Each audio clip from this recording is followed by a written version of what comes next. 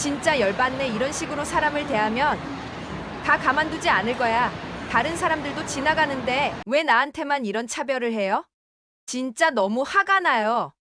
공항에서 한 스위스 여성과 출입국 관리 직원이 서로 마찰이 일어나고 있는데요. 모든 사람들이 그녀와 싸우고 있는 장면을 구경하듯이 멀찍이 떨어져 쳐다만 보고 있었습니다. 그녀는 한국 여자가 나타나자 진정을 하게 되었고, 한국 여자는 어떻게 이 상황을 쉽게 해결한 걸까요? 이들을 놀라게 한 한국 여자의 정체는 과연 누군 걸까요? 저도 이 사연을 작성하면서 놀랄 수밖에 없었는데요. 여기 있었던 사람들도 모두 놀랄 수밖에 없었던 사연은 과연 무엇일까요? 낯선 환경에서 사람은 주변 환경에 대해 예민하고 긴장할 수밖에 없는데, 대체 이 그녀는 공항에서 무슨 일이 일어났길래 한국 여자가 어떻게 했던 걸까요? 공항 관계자들과 몸싸움을 한바탕 일어난 사연을 들어보겠습니다.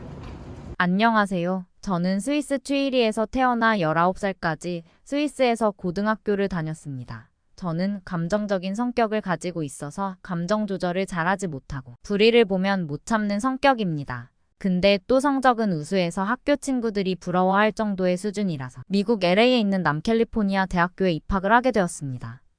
미국 대학교를 가고 싶어 하루하루 입학 합격 통지서가 언제 날라올지 긴장 속에 지내고 있을 무렵 입학 합격 통지서를 받고 너무 기분이 좋아서 방실방실 뛰며 친구들한테 자랑을 했습니다. 뭐 다들 아시겠지만 참을 수 없는 기쁨은 역시 친구들에게 자랑을 하게 되니 친구들도 많이 저를 부러워하더라고요. 이런 기분이 극도로 좋았습니다. 저는 곧장 집으로 뛰어가 이 소식을 전해주려 가는 길은 가깝지 않은 거리를 버스를 타지 않고 헐떡이며 뛰어가는데 심장 쿵쾅쿵쾅 뛰며 터질 것 같더라고요. 그렇게 버스를 안 타면서까지 뛰어간 이유는 가는 길에 누구라도 만나면 자랑하고 싶었거든요. 긴장하던 스트레스는 다 사라지고 모두에게 저의 입학을 축하받고 싶었습니다. 저는 집에 도착해 바로 가족들에게 이 소식을 알렸어요. 가족들은 저에게 다가오며 자랑스러움이 가득한 눈빛으로 축하해 라는 환호성이 터져나왔고, 그동안 고생했던 저를 진심으로 축하해 주었어요. 하지만 가족들은 좀 진정하라면서 그렇게 자랑하고 다니다가 싫어하는 사람들이 생기겠다고 그만 좀 하라고 했습니다. 가족들은 떨어져서 타국인 미국으로 간다는 생각에 서운함과 걱정을 많이 하시더라고요. 저는 조금 슬프긴 했지만 슬픔보다 여행 가는 기분이랄까. 집에서 독립한다는 게 사실 설레기만 했습니다.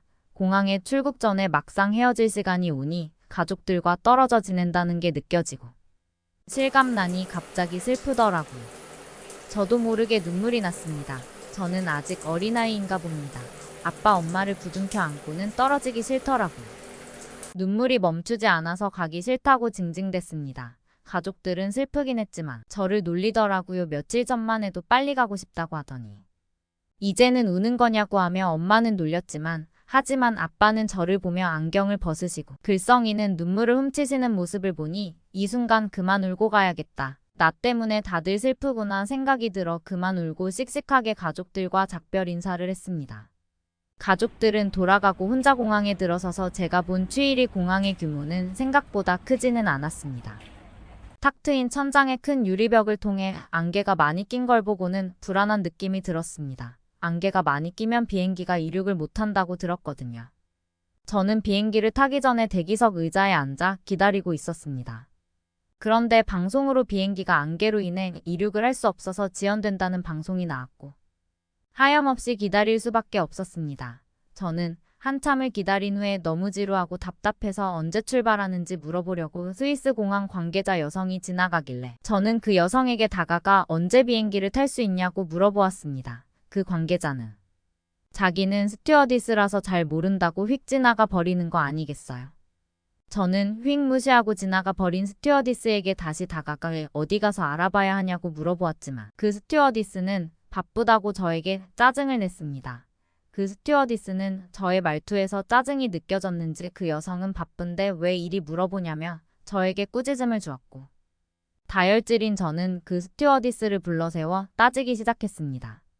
왜 이리 불친절하냐면서 물어볼 수 있지 않냐며 저는 따지듯 물었고, 그 스튜어디스는 어이가 없다는 듯이 저에게 귀찮게 하지 말라며 큰 소리로 말했습니다. 주변에 있던 사람들은 다들 저희 쪽으로 쳐다보기 시작했고 화가 치솟았지만 사람이 몰려서 이런 상황이 부끄러워지기 시작했습니다. 얼굴은 점점 분노와 부끄러움이 섞여 점점 빨갛게 달아오르는 게 느껴졌습니다. 볼이 발갛게 후끈후끈거렸고 빨갛게 변해버린 얼굴에 손부채를 붙여도 도무지 가라앉지가 않아 점점 당황스럽고 어쩔 줄 모르겠더라고요. 그 여성은 화가 났는지 저의 예의 없는 행동에 대해 계속 쏘아붙였습니다. 그 여성분도 한성깔하시더라고요.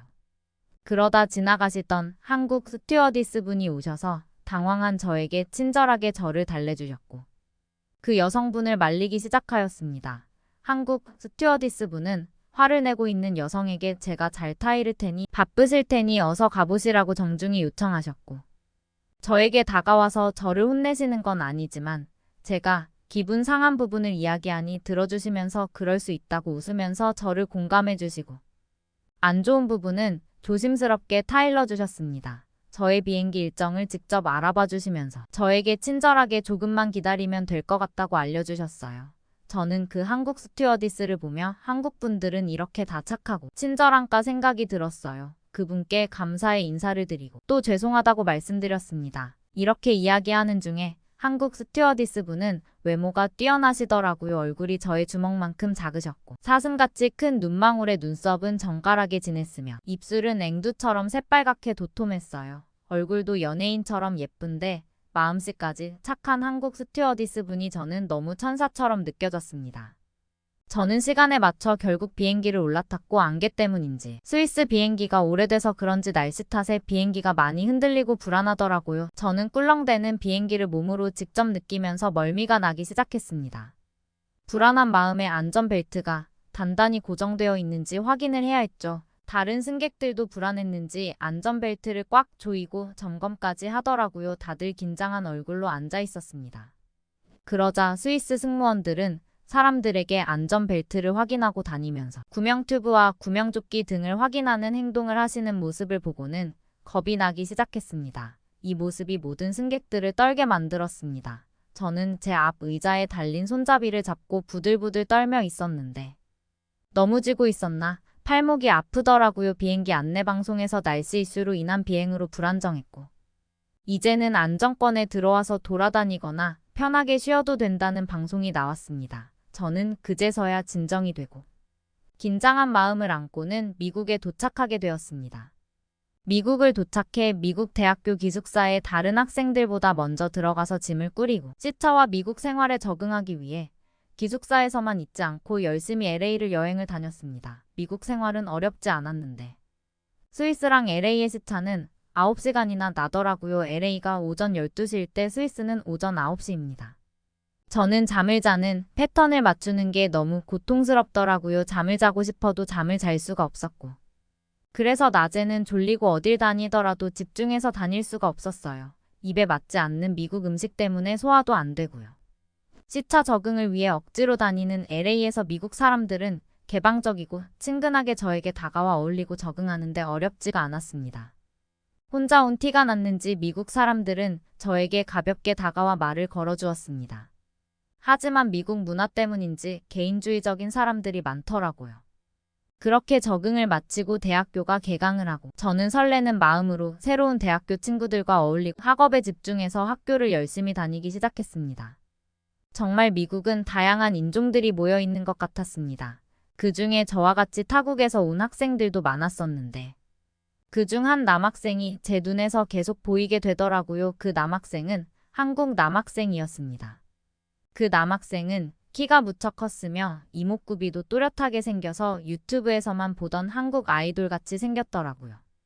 그 한국 남학생은 전 세계에서 모인 어떤 학생보다도 학업에 열중하였고 공부도 잘하는 한국인이었습니다. 저도 상위권으로는 입학하지 못했지만 그 한국 학생은 상위권으로 입학을 했다는 소문도 들었거든요. 저번 한국 스튜어디스 분도 그렇고 한국 남학생도 그렇고 왜 이렇게 한국인들은 실력도 뛰어나고 사람들을 대하는 행동을 보면 기본적으로 예의가 바르고 매너도 좋은 것 같더라고요. 한국인들에게만 느껴지는 말투와 행동에서 한국의 품위와 기품은 다른 나라 사람들과는 비교할 수가 없었습니다. 저는 한국 남학생과 같은 과였고 저에게 대할 때의 말투는 부드럽고 젠틀했습니다.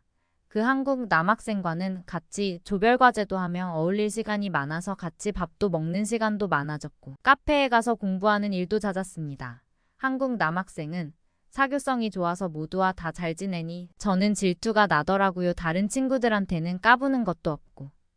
점잖아서 모두들 한국 남학생을 좋아하더라고요. 그리고 저는 한국 남학생과 단둘이 있을 때는 부끄러워서 눈을 잘 쳐다보지를 못하고 설레어서 죽겠더라고요. 그때 저는 느껴졌습니다. 저는 한국 남학생을 좋아하게 되었구나라고요. 저도 그 한국 남학생과 같이 앞으로의 진로를 가고 싶어서 성적도 그 한국 남학생에게 뒤처지지 않게 열심히 학업에 열중하였고 주말에는 부모님의 경제적 지원에 부담을 줄여드리고 싶은 마음에 아이스크림 가게에서 아르바이트도 하였습니다. 어느덧 1년이란 시간이 흘러 1학년을 마치고 그 한국 남학생이 저를 짝사랑하고 있다며 친구들 사이로 소문이 돌기 시작했습니다. 친구들끼리 수근거렸지만 모르는 척하고 그 남학생의 고백을 기다리고 있을 무렵 그 한국 남학생이 저의 학교 사물함에 작은 손편지를 예쁘게 적어서 넣어놨더라고요. 저도 좋아하고 있던 그 한국 남학생의 고백을 받아들여 한국 남학생과 교제를 시작하게 되었습니다. 2학년이 되기 전에 한국으로 잠시 돌아간다는 한국 남학생을 따라 한국을 여행할 겸 같이 떠났어요. 저는 한국 남자친구와 함께 한국행 비행기에 탑승했습니다. 비행기에 앉아서 이륙 준비를 하고 있는데 저번 스위스 비행기를 타고 오면서 꿀렁꿀렁 대던 비행기가 생각이 나더라고요. 그런데 비행기가 이륙하기 전에 한국 비행기를 보면서 걱정은 덜 되기 시작했습니다. 왜냐하면 한국 비행기는 매우 크고 엄청 튼실하고 좋아 보이더라고요. 스위스에서 탔던 비행기는 낡고 오래되어 부실해 보였는데 타자마자 불안한 마음이 컸었지만 한국 비행기는 듬직하고 웅장해 보여 마음을 좀 놓을 수 있었습니다. 그런데 자리에 앉아서 비행기를 둘러보고 있던 바로 그때 저번에 저를 도와주었던 한국 스튜어디스 분이 계시는 게 아니겠어요. 저는 너무 놀라 다가가서 저를 기억하시냐고 물어보고 싶었지만 괜한 오지랖이 되지 않을까 싶어 모르는 척하고 한국 남자친구에게 조용히 귓속말로 저번에 큰 사건이 있었을 때 나를 도와주었던 한국 스튜어디스 분이 저분이라고 알려주었습니다. 그렇게 LA에서 한국 공항으로 가는 도중 한국 기내식이 나와 처음 먹어보는 한국 음식인 불고기와 스파게티와 비슷하게 생긴 잡채라는 음식이 저는 참 맛있었습니다. 잡채는 짭조름한 맛에 부드럽게 씹히는 식감이 참 매력적이었어요. 그렇게 기내식을 먹고 있었는데 한 중국인 소란스럽게 저와 인연이 있었던 스튜어디스 분과 다투는 게 아니겠어요. 왜 그런지 관심을 갖고 유심히 지켜보았습니다. 중국 남자 승객은 기내식이 맛이 없다면서 큰 소리로 중국 음식을 찾더라고요. 중국 음식 내놔. 라고 고래고래 큰 소리로 소리치기 시작했습니다. 모든 사람들이 그 상황을 지켜보고 있었습니다. 한국 스튜어디스 분은 당황스러워하지 않고 침착하게 난동을 부리는 중국 남성에게 예의와 직업의식에 맞게 회유하며 중국어로 기내식은 인원수에 맞게 똑같은 음식만 제공된다고 말씀하셨고 중국인은 자기가 비행기 티켓에 많은 돈을 썼다면서 다른 음식을 가져오라고 더 소란을 피우는 게 아니겠어요. 저는 참을 수가 없어서 그 중국인에게 다가가 그만하라고 말을 했지만 그 중국인의 난동이 저에게 돌아왔습니다. 당황할 법한 한국 스튜어디스 분은 저를 지켜주면서 저와 중국인에게 서로 피해가 가지 않도록 부드럽게 중국인에게 말했지만 갑자기 중국인은 기내식을 비행기 창문 쪽으로 집어 던지면서 저와 한국 스튜어디스 분을 반대편 쪽으로 밀치기 시작했습니다. 화가 난 중국인은 알아들을 수 없는 중국어로 큰 소리로 소리치며 저의 머리채를 잡으려는 순간 한국 남자 스튜어디스와 저의 남자친구가 그 중국인을 몸을 잡아 채 제압하기 시작했습니다. 중국인은 엎드린 채로 속박을 하듯이 보기엔 묵진 않았지만 진정시키고 한국 인천공항에 착륙하자마자 공항 경찰에 넘겨졌습니다.